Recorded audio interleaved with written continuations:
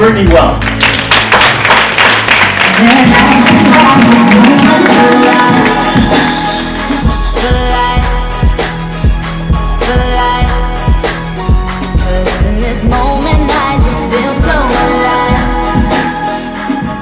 What's up, guys? I've been so nervous. There were some great speakers up here today. Can I just get a round of applause for all the speakers? I'm like, man, and then I gotta go before Felicia.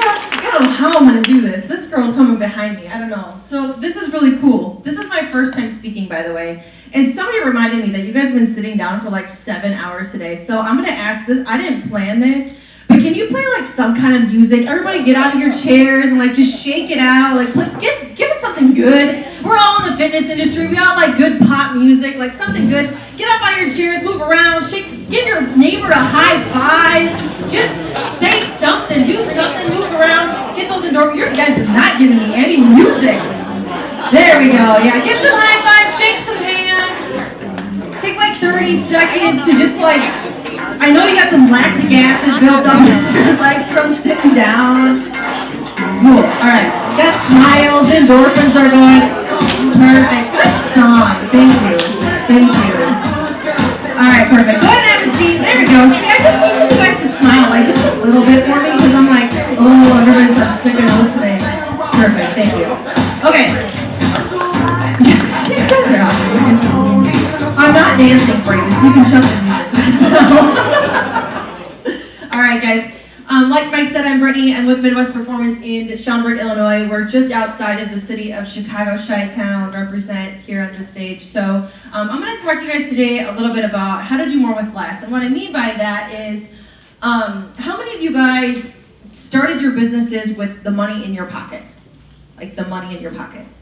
Nobody gave you money, like no venture capitalists, no anything like that, right? That's exactly what we did. Marcia and I quit our jobs. I worked at Orange Theory for a little while, and she was a personal trainer and a fighter, and she literally gave that up. We quit our jobs cold turkey with nothing, no place to live, and started our business. And we're able to do some pretty big things in a matter of a year. So I'm going to talk about that today. I think I got to go here with the clicker. All right, so our start, we began with a 12-week program. So we were renting a small space in a really rundown MMA facility at the time. We're like, hey, let's just throw some Facebook ads on Facebook with some still stock images. Who does stock images anymore on Facebook advertising? So we ran our own Facebook ads, rented a small space. We had 25 ladies who came in for a 12-week program. They paid $1,200 per person for 12 weeks. So it was $400 a month for 3 months, which was amazing for us because we didn't have jobs. So we're like, perfect, we'll just make $400 off of each person every single month. We'll teach the classes night and day, 5 a.m. to 8, 9 o'clock at night. We did that. In August of 2016, we made a decision to open a studio. Now, Marcia and I had a very serious conversation of, do we want to go back into business? Because we were prior business owners in South Dakota before. We both sold our businesses, left South Dakota, came to Illinois, and we're like, man, do we really want to do that again? It's tough. It's tough, and that was a question I actually had for Tom from Mountainside. I wanted to ask, like, how do you get over, you losing everything and then having to literally restart from the beginning all over again, because that's tough. So in August, we opened up our first Midwest Performance studio in Schaumburg. We have less than 1,000 square feet of space, and we started small, right? So less than 1,000 square feet. We negotiated small build-out requirements, negotiated free rent. So if you're just starting out, or you have a concept in mind or an idea in mind, and you're wondering, like, where do I start? How do I start? These are some of the things that I would really highly recommend. So start small. You don't want to go huge, especially if you're literally pulling the money out of your pocket to start a business. Negotiate small build-out requirements. If you get a landlord that you can negotiate certain things with, try to do that. Ask them to build your bathroom. Ask them to paint your walls. Ask them to, if they've got a contractor that can build a desk, to build a desk for you. Maybe include that in your rent, right? That really helps with those initial costs. Also, we negotiated free rent for the first 3 months. A lot of landlords will do that for you. Some will, some won't. Our landlord was really cool. He gave us the first 3 months for free. We set a grand opening date of October, which is when we found Louder for lead gen. So that was kind of how we got our start. So I want to walk you through some of the thoughts from our first year. So the first thing is start small and take it all. This is something I learned from a podcast. I don't know which one for sure. I listen to a lot, but start small and take it all means you don't want to get too big for your britches in the beginning, right? sometimes as personal trainers, we have a passion for helping people. We have a passion for fitness, and we have a passion for this, and we just want to help everybody and do everything and have these big, beautiful spaces. And sometimes we get too big for our britches. So it's better to just start small and take it all, right? Start in a small space, maximize that space as much as you can, as long as you can, and generate as much cash from that small space as you can until you absolutely can't do it anymore, and then make the decision to move, okay? Another thing is, be careful not to hire too fast. And Daniel talked a little bit about the hiring process, and one thing I did want to mention on that is everybody's hiring process is going to look different. Daniel's might look different than mine, might look different than somebody else's. But don't just hire people because you're like, man, I got so much going on, and I feel like I just need all these people, so I'm just going to hire all these people, right? Don't hire too fast. Pick the right people. I will tell you one special thing about the staff at our studio is that all of our staff were members prior to being staff at our studio. We haven't ever hired anybody from outside of our studio, which has really helped with the culture that we've built at Midwest Performance, because the girls that we have in front of our members were them once before, and that really helps. So again, be careful not to hire too fast. We did a lot of the work in the first year of our business. A lot of the selling, a lot of the coaching, you guys know all that stuff. You know that those are the things you have to do, but do the things that you need to do now so you don't have to do them later, right? Do the crappy things now so in 2, 3, 5 years, you don't have to do them anymore. Always think about the customer experience. This is huge. So I think I'm gonna talk about this a little bit later too, just a little bit more in depth, but what are different ways, I always call them make them feel warm and fuzzy. What are the things you can do to make people feel warm and fuzzy, right? What are the special things that you can do for the people who are having year anniversaries or are hitting milestones and meeting their goals? What are the things that you can do to make them just feel really good? Because it's not, let's be real, a squat is a squat is a squat no matter where you go, right? I can do a squat at Orange Theory, at Mountainside, at F45, I can do a squat anywhere. That's not what people come to your studios for. They come because you make them feel a certain way, because they feel a certain way when they walk in the door. And those are the things that you really want to focus on, and that's really what we tried to focus on in our first year. Some of the other things that we did were, we found different ways to generate leads. So we did have Loud Groomer, we used them quite a bit. We also used Gym Launch. If you're familiar with Gym Launch and Alex Ramosi, we did use his Gym Launch program. You have to be careful with programs like that, because eventually we ended up creating our own version of that because it really got worn out. We had a lot of studios using it in our area, and then a lot of the same videos were showing up in our area, and it just got really confusing. You just want to be really careful with programs like that out there. It was great for us. It really helped us generate a lot of revenue. It helped us generate a lot of members. But you have to be careful with programs like this, because if you don't grow these people through kind of an ascension model the right way, eventually they will end up leaving because they came in on a low barrier offer, and they're not going to want to pay for your premium services as you go. So, and that's something that we're finding out the hard way, because it's happening to us right now. We're losing members who were challengers when they started, but they came in on a low barrier offer, and now they don't want to continue to pay for that membership. Okay, so just be careful with stuff like that.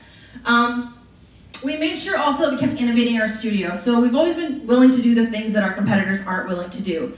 Somebody talked about it earlier about like adding, I think it might have been Zach, about adding different things to your studio, new things, new equipment, nutrition programs, different challenges that you're doing.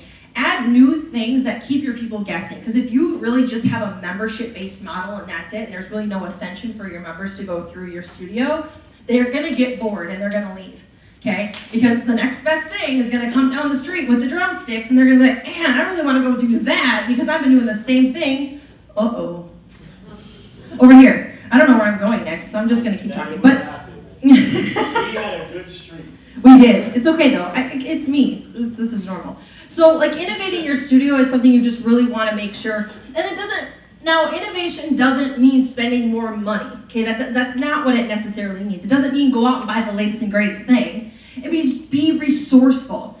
As fitness studio owners, you are very resourceful people, okay? If you were group trainers when you started, when you were a group trainer, let me tell you, you had to be resourceful with your money, right? You had to be resourceful, okay? So use those same tools that got you started in your business now, okay? So, and then the last one is learn to sell. and learn it well. I capitalized that for a reason.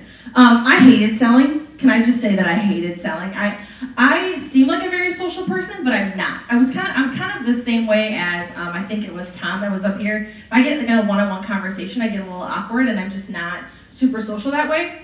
But I had to learn to sell to survive. I had to. Selling is what puts food on your table. It's what pays your bills. What is the lifeblood of your business, and you have to learn how to do it, and you have to learn how to do it well. I'll tell you right now that Grant Cardone is somebody that I have followed. Mike is somebody that I follow. If you push the screensaver on my phone, can you guess what it says, Mike, on my screensaver on my phone? Get shit done. Who's got my money? Who's got my money? Okay. That's second. That is something that I live and breathe by, and I know that sounds crazy, but you should think about that every single day you go to your gym. Every single day you're in your business. Who's got my money and how can I get it? Okay? That's what you should live by. You learn to sell and learn it well. All right? Next, let's see. I am a very organized and process-driven person. I found out recently that my business partner is the starter in our business, and I am the finisher. I'm the person, and if you have a business partner, most times you are either one and the same or you're polar opposites. Marcia and I are kind of the same, but we're absolutely polar opposites as well. She's a starter. She likes to start things, and I'm the one that's like bullet points in the slideshow, and there's transitions, and that's just how I am. So I hope that helps a little bit. If I'm going too fast, let me know, but I will send slides if you guys need them too. Another thing is be willing to learn all the jobs in your gym. You should never be too good to mop the floor. You should never be too good to clean the bathrooms. And that's not because, oh, you're a gym owner and you should do that. It's because it's like having kids. And I don't have kids, but I think this is like having kids. When your kids see you put the dishes in the dishwasher, then they should want to put the dishes in the dishwasher. Okay? But listen, now listen, your employees, maybe that's how my kids will be. But if you think about your employees, most employees look at their bosses as somebody who are too good to clean the toilets, and oh, they shouldn't have to do that because they run this place, so they shouldn't have to do that. But when they see you cleaning the toilets and they see you mopping their floors, they're like, man, that's cool. Like, they're not too good to do this stuff. They really do care about this place. And they kind of get a little bit more invested in it too, because all of a sudden you are the person that they look up to and want to be. Okay, so learn how to do all the jobs in your business, and learn how to do them well. Because also, if you have to step in, sometimes you're going to want to know what you're doing. Also, something I recently learned, and we just hired another business coach. His name is Marcus Gurzy. We actually met him through Mike, and we just hired him. If you're in the CrossFit space, you know who he is. You probably know who he is. We just hired him as our business coach, and one thing that he really brought to light with us is that it's hard to say, but we hired a little fast. We did. My studio manager is great. She's amazing, and I love her so much, but she struggles day to day because I didn't teach her well. Because I didn't completely learn how to do the studio manager job before I put a studio manager in that position. And now when she gets frustrated, I get frustrated, but I shouldn't be frustrated at her because I didn't teach her. Okay, so learn how to do those jobs before you put somebody in the job, so that when they're doing it and they're not doing it well, you can go back and be like, I gave you the template. This is exactly how it should be done. Now this is how you need to do it. Okay, so make sure you're willing to learn all the jobs. Be resourceful. I talked about this a little bit. As a micro business owner, we're forced to be resourceful. Like I said, when you're a group trainer or you're a personal trainer and that's how you get your start, man, you're taking all the clients and all the hours, and you're being as resourceful as possible, and it's still barely paying your rent and your bills, and you're forced to be resourceful. When you get to be resourceful in your business, you will save so much money and you will do so well because you've learned how to do more with less. Okay, and that's what I mean by being resourceful, is learn how to do more with less. Learn how to create experiences without having to spend tons of money. Learn how to teach and grow your employees without having to send them to conferences and trainings, right? Be resourceful with things like that, okay? The next thing, okay, so we expanded our studio. So we started with 940 square feet. We were literally bursting at the seams when we expanded. Our classes were full, we had wait lists. People were getting upset because they couldn't get into class. And we were like, start small, take it all. Have we really taken it all yet? But now people are leaving because they can't get into class. They're getting mad. So we're like, man, we're gonna have to expand. And this was a tough decision for us because as a small business, you're like, do you really wanna take on the responsibility of having a bigger space? The overhead, the whole construction and everything, doing that all over again. It's like, man, do we really wanna do this? It was like, there was a point where, maybe some of you have felt this before, where we felt like we had settled. We felt like we had got comfortable, we were good, we were making good money, the business was going really well, everything was great. And Marcia and I looked at each other one day and we're like, we shouldn't feel comfortable. When you feel uncomfortable, you want to get uncomfortable, okay? Because when you get uncomfortable, you learn and you grow. When you get comfortable, I feel like you stop growing. You stop learning. You stop allowing yourself to grow and to learn, okay? And I feel like that also with your members, right? If they just continue to come to the same classes over and over and they continue to do the same thing over and over, eventually they're going to get the same results, right? Then you want them to do something different or to get uncomfortable, to come an extra class a day, or to try something new with their nutrition. You want them to get a little bit uncomfortable because now they're going to learn and they're going to grow more. You should feel the same way in your business. It's crazy because the things that you do, the things that you expect your members to do, you do the same thing as a business owner. Your members are identical to you, it's just a different arena, right? The things that you want them to do, you should be doing too, right? Changing up their routines, their habits, you should be doing the same things.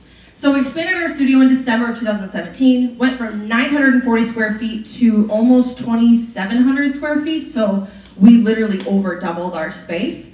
The couple things to consider before you expand is, can you fit more people in the current space that you have? If you're not at capacity in the current space that you have, don't move.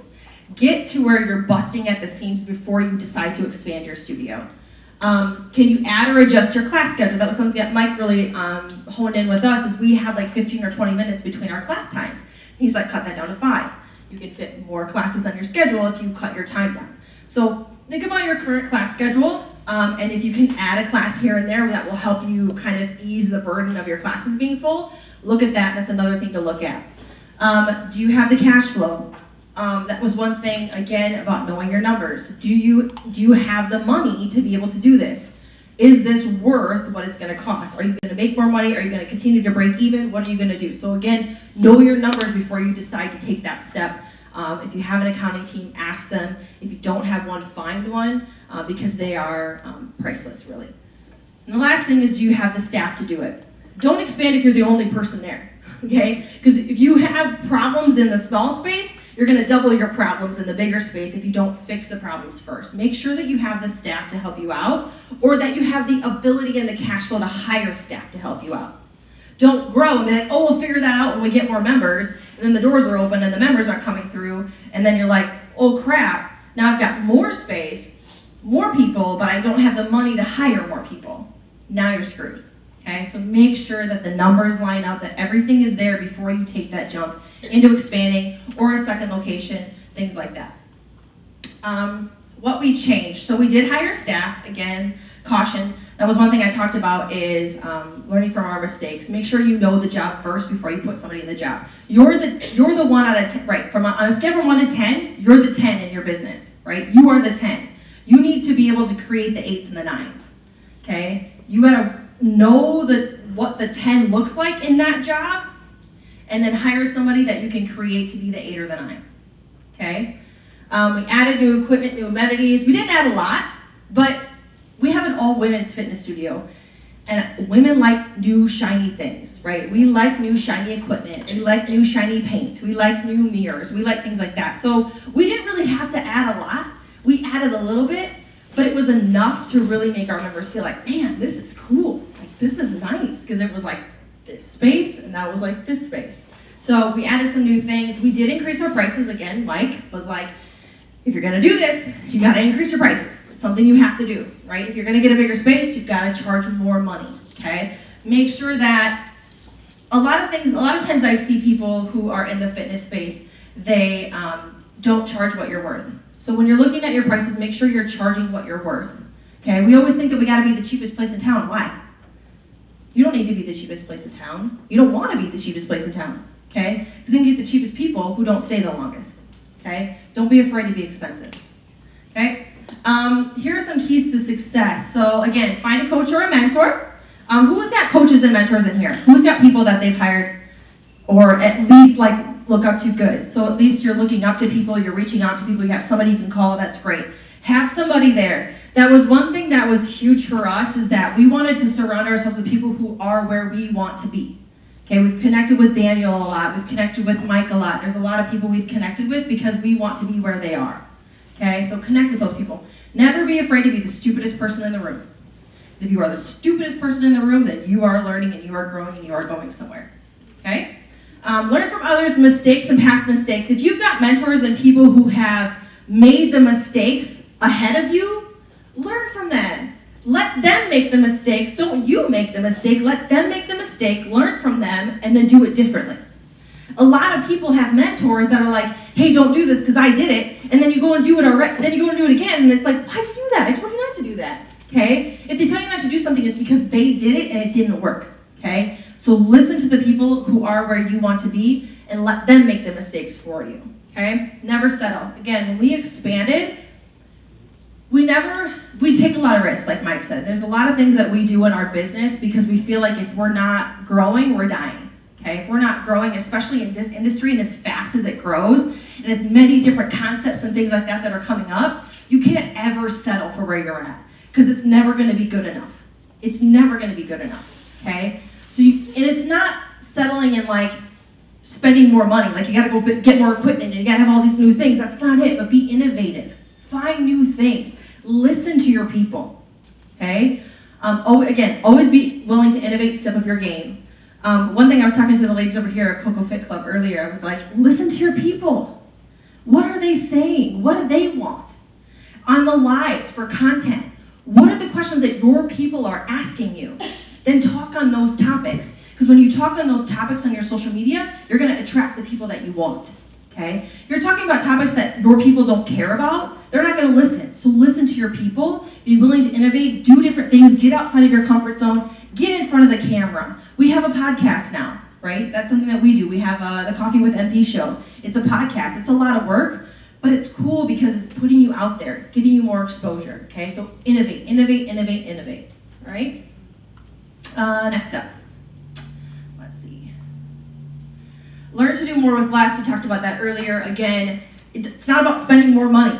It's about looking at what you have and how you can do more with it, okay? If you have a studio and you've got all this equipment and all you do is group training, what different things that you can do? So some different things that we've done in our studio, we've done a barbell clinic because we have a lot of girls that are like, I want to lift a barbell because it's cool. And it's like, okay, well, that's great, but that's not what we do. But we will generate some revenue by doing a 4-week barbell clinic for people who want to sign up for it. Then all of a sudden you've got an extra $3,000, $4,000, $5,000 on a separate clinic that you can pay a trainer, your trainer rate for 4 weeks to do. And you've generated some extra revenue. And you've given them what they wanted, right? Marcia is an MMA fighter. So the girl's like, let's do cardio kickboxing. Okay, cool. So we generate some more revenue, cardio kickboxing. We don't change what we're already doing, but we just give the people what they want, okay? When you do that, it keeps them excited. Gives them something different, okay? Never discount or undersell your services. I see a lot of people do this, and I used to do it too. I used to be like, that's fine, yep, okay, you can't afford it, no problem. Half price this month, go back to the regular next month. Then all of a sudden, those are the people that are constantly coming back to you and being like, oh, I got a problem this month, oh, I got a problem this month. What you do for one person, you do for everybody. So when you discount one person, that person talks to the next person, talks to the next person, talks to the next person. All of a sudden, you get a flood of people who want discounts. And you're like, how did this happen when I only gave it to one person? Don't give it to anybody. It's hard because we're people, right? It's hard. When you're a people person, you don't want to make people mad. You don't want them to cry in front of you because you broke their heart. Like, then it makes you feel bad. Then, oh my God, I'm a crappy person because I just broke her heart and she's crying. Oh my God. Your business feeds your family, okay? It is the lifeblood of your life. So if you continue to discount for everybody else because you feel bad and you want to be a nice person, you're going to go down quicker than the Titanic. We've had a lot of Titanic references today. Okay? Don't discount or undersell yourself. You are doing what you're doing because you're freaking good at it. Because you're good at it and you deserve to be paid for it. Don't undersell or discount your service. That's a huge thing for me. Sell, and then sell some more. I can't talk on that topic more. Sell or Be Sold was a book that I bought for my sales staff based on a recommendation from Mike. Grant Cardone, Sell or Be Sold. I gave that book to my staff, and they read it. And we did like a book club with it every employee meeting. We talked about the chapter that they read, some takeaways, things like that. And it's grown them as salespeople, okay? Because they realize that they're not just a salesperson in the studio, they're a salesperson everywhere. Everywhere they go, they're either selling or they're being sold. As parents, you guys gotta sell your kids on a lot of things, right? You gotta sell your kids on put your clothes away, right? Do the dishes, pick up your stuff. I gotta sell Marcia on put your dishes in the dishwasher, clean your shakers out because they stink like protein. Like, you gotta sell people all the time, right? So what's so hard about selling memberships? It's no different, right? Think about it like you're just selling your kids, right? Another book that I would recommend, and I've put some on the slides, is The Closer's Survival Guide. I believe that's Grant Cardone's book too. That is a really good book for closing sales and objections. That was a really, really good book. So read that if you can. And then grow your tribe. We're very specific about who we bring into our gym. I've actually turned people down. Has anybody turned members down before? People coming into your gym and you're just like, don't think this is a good fit. Was it hard? Those of you who did it, how hard was that? It was hard. It's hard because you're like, man, that's money. I can't believe I just shoved money out the door. You have to do that because if you let people in your gym who don't belong there, they will be a virus in your entire studio. Don't be afraid to fire people. Grow your tribe with people that want to be there and who literally live and breathe your culture, okay? Those are the people that you want in your gym, and don't be afraid to fire the ones that don't belong, okay? There's something else out there in the world for them, okay? Oh, let's see, what did I have last? I got 3 minutes. I could talk for days. I really could. That's probably why I do a lot of our Coffee with MP shows. Okay, surround yourself with like-minded people. That's another thing. What you're doing this weekend is exactly what that is. Surrounding yourself with like-minded people who are in the same headspace as you are, people who are on the same path as you are. If you've got a business partner or somebody who helps you out in your business, make sure that they have the same mindset as you do, okay? Because if you've got a positive mindset and they got a negative mindset, it becomes very difficult to work with that person. Make sure that you surround yourself with like-minded people. Network with people this weekend. If you've got questions for me, I'm no expert. I'm really not. I'm honored that Mike asked me to be up here, but I'm not an expert. I'm still learning and growing too. And I'll network with all of you guys too, the same way that you'll network with the people that are around you as well. So surround yourself with like-minded people. I gotta go backwards a little bit. Oh, maybe I'm not gonna go backwards. Julian, you told me if I hit this button, it would go back, and now it's not going back. I said the back button. Oh, now I went all the way. Now. Which button did you hit? I hit this button. The button you told me to hit. That button. You were hitting the right button. There you go. She was hitting the Take accountability. She is hitting the right button. He's so, can we give a round of applause for Julian? He's amazing. He's amazing. He taught me how to use the clicker. I love that. Okay, I'm gonna go to the end of this. I got 2 minutes.